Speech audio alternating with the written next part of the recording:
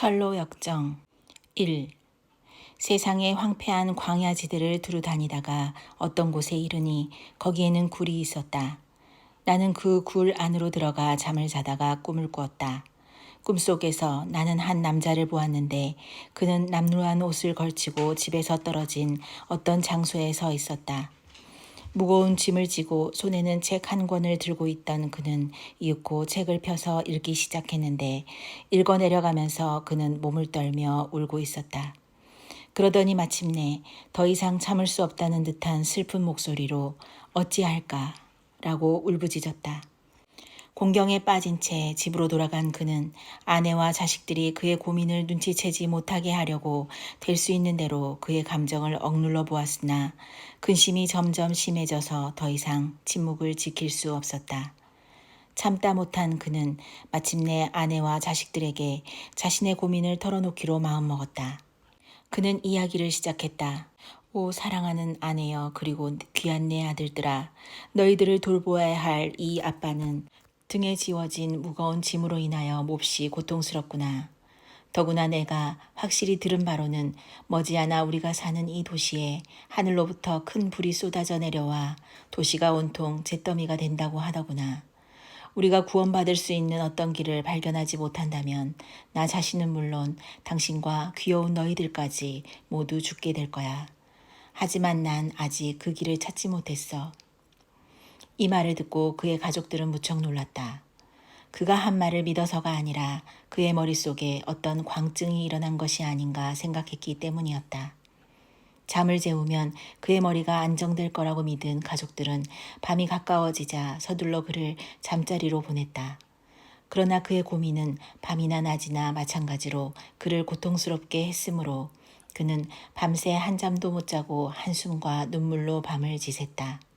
아침이 되자 가족들은 그가 어떻게 되었나 궁금하여 물었으나 그는 점점 더 심하다고 대답할 뿐이었다. 그가 다시 한번 가족들에게 이야기를 시작하자 가족들의 표정은 더욱 굳어지기 시작했다. 가족들은 거칠고 까다롭게 굴면 광증이 사라질 것이라고 생각하고는 때로 그를 비웃기도 하고 크게 야단을 치기도 했으며 아주 무시해버리기도 했다.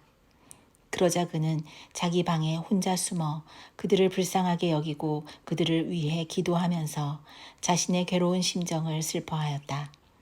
그러다가 그는 혼자 들로 나가 거닐기도 하고 책을 읽기도 하고 기도도 드리며 며칠을 보냈다. 어느 날 여전히 들을 거닐며 책을 읽고 있던 그는 갑자기 크게 낙심하여 예전과 마찬가지로 내가 어떻게 하여야 구원을 받을 수 있을까 하고 울부짖었다. 내가 또다시 보니 마치 어디로 떠나버리고 싶은 듯이 그는 여기저기를 두리번거리더니 갈 곳을 정하지 못했는지 그냥 그 자리에 서 있었다. 그때 전도자라는 이름을 가진 사람이 그에게로 다가오더니 당신은 왜 울고 있습니까? 라고 물었다. 그는 이렇게 대답했다. 선생님, 제가 손에 들고 있는 이 성경책을 보니 저는 언젠가는 죽을 수밖에 없고 죽은 후에는 심판을 받게 되어 있습니다. 하지만 저는 죽기도 싫고 심판을 받기도 원치 않으니 어떻게 하면 좋을까요? 그러자 전도자가 말했다. 이 세상의 생활은 여러 가지 악으로 가득 차 있는데 무엇 때문에 죽기를 꺼려하는 겁니까?